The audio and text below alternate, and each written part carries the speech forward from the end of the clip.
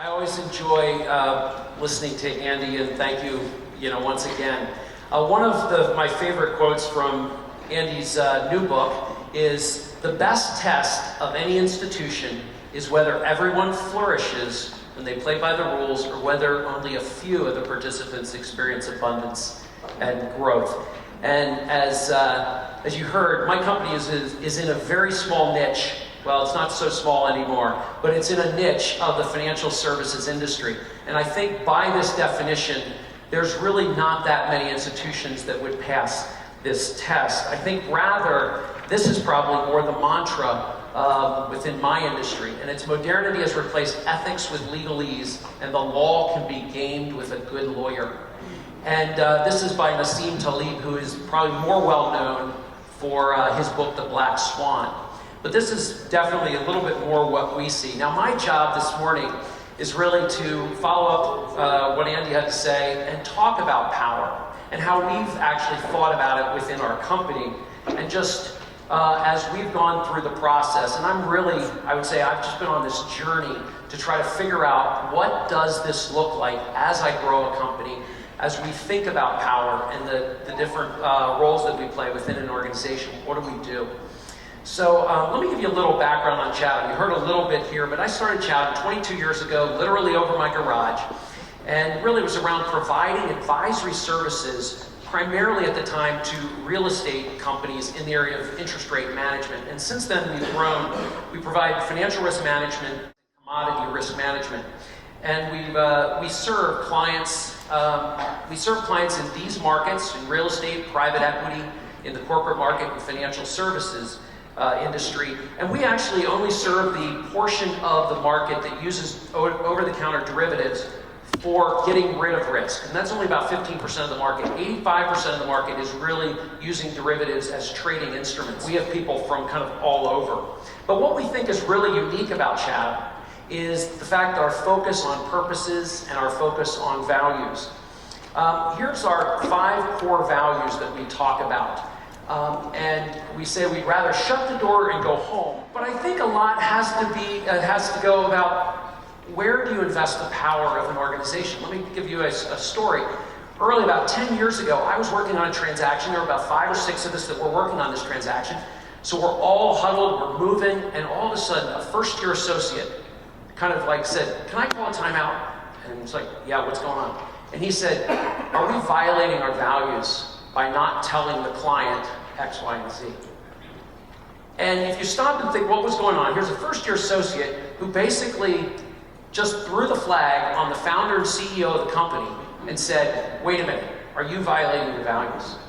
And we stopped, and we had a great conversation about that, and we worked through it. And it didn't really hurt that guy's career. As a matter of fact, he's one of my chief lieutenants now. But what really happened is, the question on values is, who do you vest the power of the values with? If the power is vested with the title rather than the actual values themselves, then I don't know that those truly are going to be your values. I think I was here last time, and Kirk Patula had said that values are not values until you get fired for them.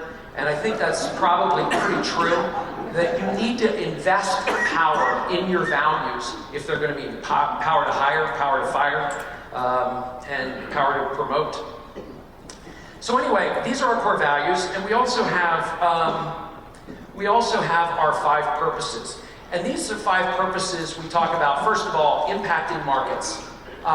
We want to change the markets that we serve. We want to make them more fair, more transparent, safer. Secondly, we want to impact our clients. We want to have a partnership for mutual success. I think it was a guy named Gus Levy, who was a senior partner at Goldman many, many years ago, who kind of coined the phrase, "Goldman is long-term greedy." He said, now, again, I guess long-term greedy is better than short-term greedy. But still, it's this idea of saying your clients are nothing more than a big net present value calculation. And that was really kind of disturbing or troubling to us. And we say, now how do we partner with our clients for mutual success? Third is, how do we impact Chathamites? That's what we call ourselves. And not just so that we can say, how do people become better at their job, but how do we make the things that they learn about servant leadership, how does that make them better in their communities? How does it make them better spouses or better parents? And then we say community in the world. We're involved, of course, in community organizations, but we also, as you heard, we're involved in the microfinance industry. We are trying to apply what we know to a global problem, and so we're involved in a lot of the frontier markets around the world in microfinance. And last, we want to impact purpose-oriented investors. Financial returns really do matter. If we want to actually impact, we can't change things if we don't have a financially sustainable model. So this really does matter. But we need partners who truly are purpose-oriented. Now I'm going to, this morning, I want to just go through, this afternoon, I want to talk about I'm going to give you three different stories. First story is really about how we impacted a market. The second story is how we chose not to impact a market. And the third story is really how we've kind of thought about faith and power as we've been building the company. The first story is really about defeasance. And what happened is that we're in the real estate market. And so we're heavily involved in commercial real estate, or the commercial mortgage-backed securities market, CMBS market. And about 12 years ago, there was a structure needed called defeasance. And a client approached us and asked us if we would do this for them. It had never really been done. And so we went about it. It's, as you can see, this is a very simplified version, simplified slide of it. It's phenomenally complicated. I took a month off, and when I was working through the documents and really trying to understand, what I stumbled across is there's a phenomenal amount of value in this transaction. Now, we played a legal role. For those of you who are in kind of mortgage finance or whatever, this is essentially a substitution of collateral. So we were playing a legal role, taking both the assets and liabilities off of our client's balance sheet. But what happened is it created phenomenal amounts of value that was totally hidden, not on anyone's radar screen. It was extremely difficult, you can see, extremely difficult to explain where that value was. And even if a client did understand it, there wasn't a legal way to actually transfer that value, at least at the time, that we could figure out. So this also would have put us on the opposite side of the market and undermined the trust that clients had for us. This put us in sort of a tough dilemma, because here we are being asked to take this on. There's huge amounts of value. We can't really monetize that, or we can't share it with the client, and it would undermine the trust. So what was clear to us is this market was just going to take off. It was going to boom, and we were really geared to be the top player in this market. We're the largest on the risk advisor side of real estate. We knew all the clients that were going to need this.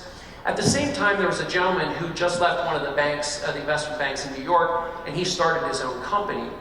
And this conflict of actually taking this money without the clients really understanding it didn't bother him at all. And what he did is he just kind of grabbed the market. While we were still trying to figure this out, he grabbed it.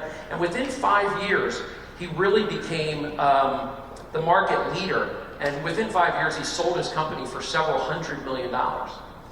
Now, what we ended up doing is we looked at this, and we never really considered doing what he did, which is essentially not disclosing any of this value.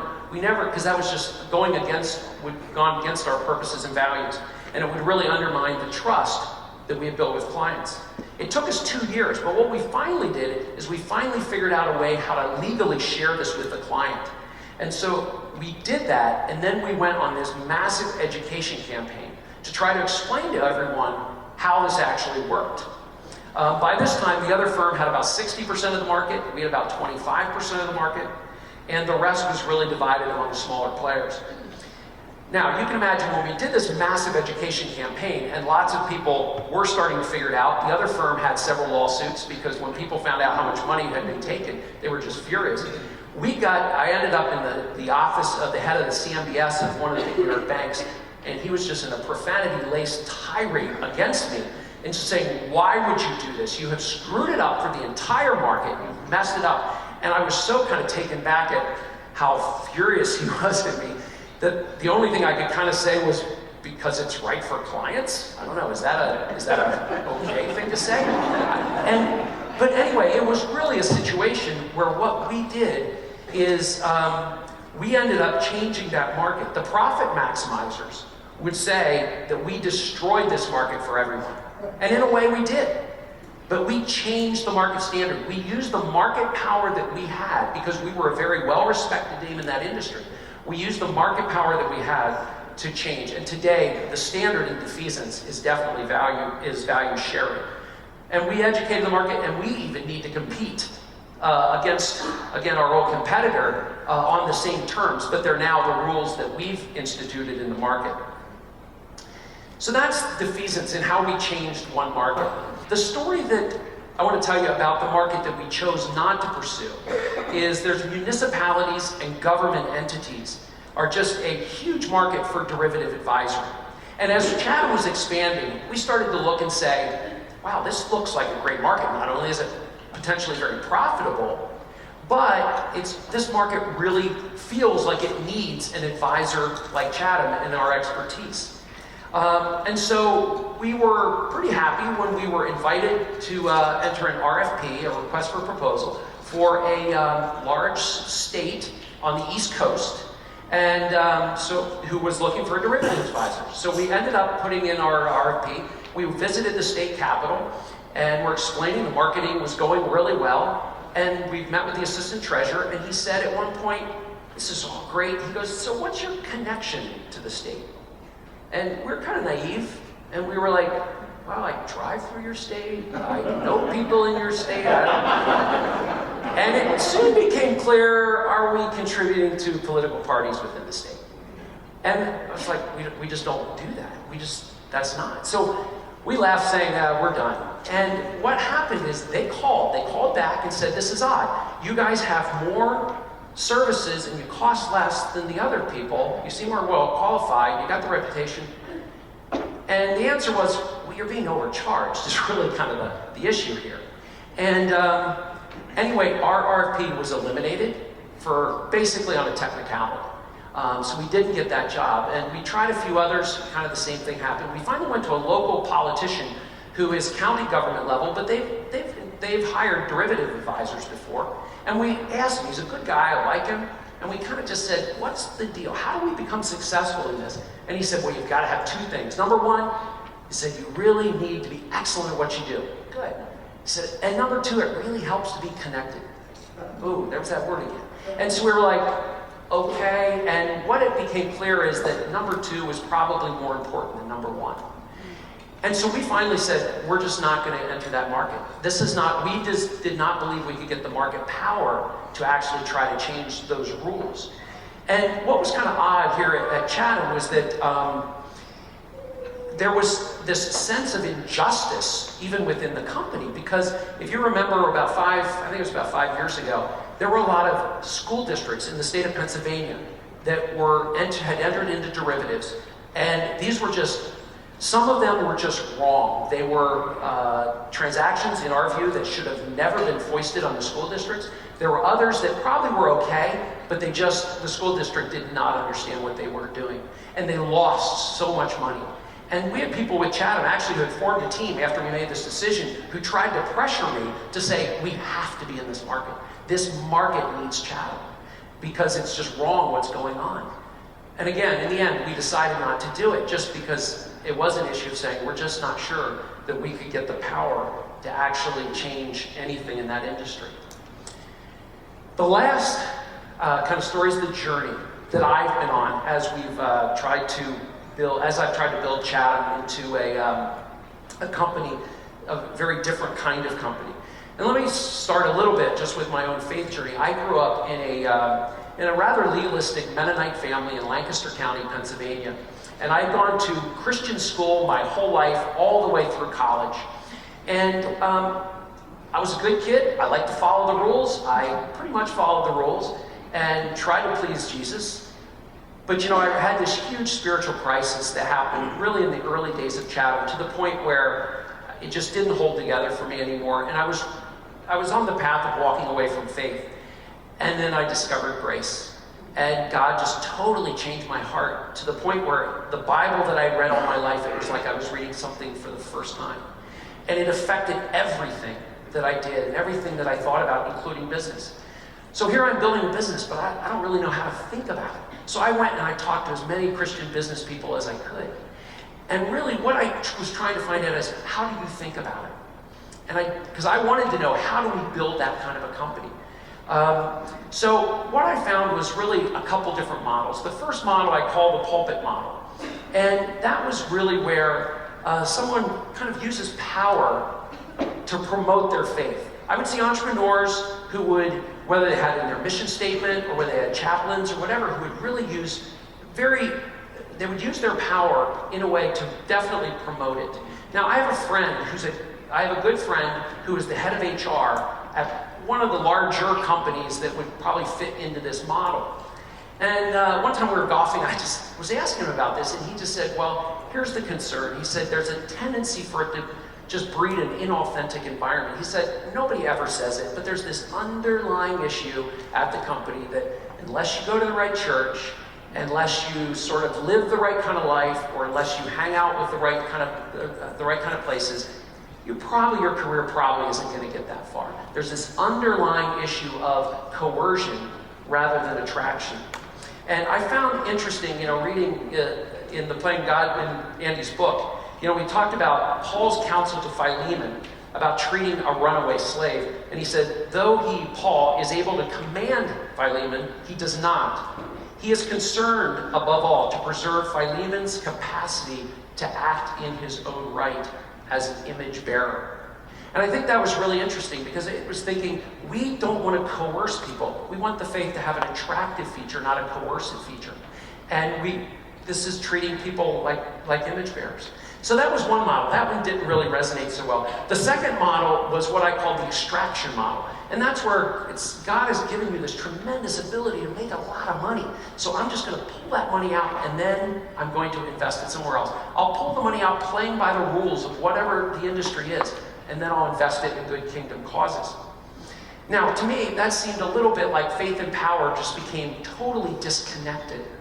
It seemed to me like an abdication of power. Andy said, power is really a gift to be stewarded. And this model seemed a little bit more to me like the parable of the servant who buried his money rather than investing it. And then I met a guy named Don Flo. Now, Don is the CEO of Flo Automotive. And they're one of the largest auto dealerships in North Carolina and Virginia. Now, on their website, let me read this. It says, our goal at Flo Companies is to be a creator of societal value by contributing to the common good of our communities. We want to be the kind of company that if we did not exist, a community would want us to exist because of the contribution we've made to the common good. And so, many years before the internet, Don had done a study to figure out who pays what for cars. And what he found out was that white males pay the least amount of for cars, and African American females paid the most. And out of his faith, he said, this is just not right. And so he was one of the early ones to introduce the one price, no haggle model for cars. And this was long before CarMax had figured that out. But here's somebody who said, because of his faith, saying, how am I going to address what's going on in my industry and change it? And about 10 years ago is when I met Don. And again, I started calling it the restoration model. And I didn't really call it to anybody except myself because nobody was asking me to speak back then. for good reason, I might add. And this really was where you would say power is stewarded to promote flourishing to all within one's orbit. And really this led us to articulating our purposes and our values at Chatham. And what we found is that the model is really attractive. It's not only attractive to Christians, but it's attractive to the religious of other faiths and irreligious alike. We're a global company. It's attractive to people all over the world. And why? It's because we are image bearers. And I think that the restoration just resonates with a deep sense of being that image bearer. I had somebody once who asked me, and this is a self-described secular person at our company, said, Mike, are we a religious company? And I said, no, we're not a religious company, because what is the common denominator of our company? It's not faith, it's values. Now, I get my values from my faith, but you don't have to have my faith to have my values. You better have my values or you're not going to work here. But you don't have to have my faith. And so the question is, how do we create an environment that really promotes that.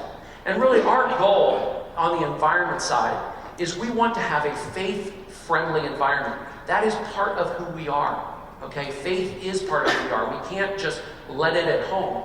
But on the other hand, what we want is a belief-neutral environment. We are not interested in necessarily seeing faith as a coercive force, but we want to say it's an attractive force. So we say that we're a faith-friendly, belief-neutral environment. Prior to reading the book, Playing God, I have to say I shied away from using terms like power because it was a little scary to think about power. But you know, the book really did help me realize that it's a gift and it's something to be stewarded. I mean, people at our company, clearly they do know I'm a Christian and they know what I stand for. But again, what we've tried to do is essentially allow the gospel just to permeate us through our values and our purposes.